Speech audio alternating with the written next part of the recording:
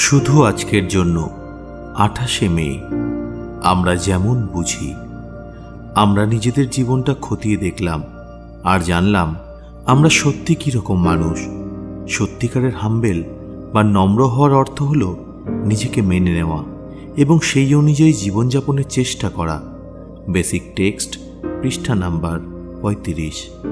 নেশা করার সময়ে আমাদের রোগের চাহিদাগুলি ঠিক করে দিত যে আমাদের ব্যক্তিত্ব বা স্বভাব কীরকম হবে।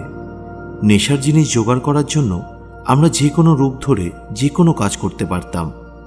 আমরা শুধু টিকে থাকার যন্ত্রে পরিণত হয়ে গিয়েছিলাম আর নেশাসক্ত জীবনের প্রতিটি পরিস্থিতির সঙ্গে সহজেই মানিয়ে নিয়ে চলতাম।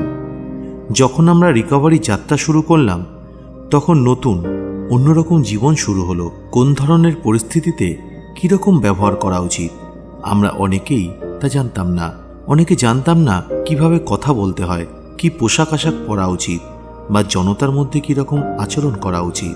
আমরা আসলে ঠিক কী চাই আমরা জানতাম না, ফলে আমরা নিজেদের স্বাভাবিক আচরণ করতে পারতাম না। আমরা আসলে কি তা বোঝার জন্য 12 পদক্ষেপ আমাদের এক সহজ পদ্ধতি দিয়েছে। আমরা নিজেদের দোষগুণ খোলাখুলিভাবে দেখি, নিজের যে অংশ ভালো লাগে আর যে অংশ নিজের লজ্জা হয় দুটোই দেখি। এভাবে 12 পদক্ষেপ আমাদের সারিয়ে তোলে।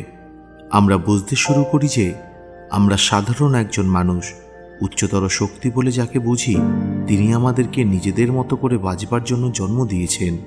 রোগটা সত্যি সেরে যেতে আরম্ভ করে যখন আমরা অনুভব করি যে উচ্চতর শক্তি যখন এরকম করেই আমাকে সৃষ্টি করেছেন, তখন এই রকম মানুষ হয়ে বাঁচার মধ্যে কোনো সমস্যা, কোনো লজ্জা নেই। শুধু আজকের জন্য 12 পদক্ষেপের উপর কাজ করার মাধ্যমে আমি নিজের মতো হওয়ার এবং উচ্চতর শক্তি আমাকে ঠিক যেমন বানাতে চেয়েছেন সেই রকমভাবে বাঁচার স্বাধীনতা পেতে পারি।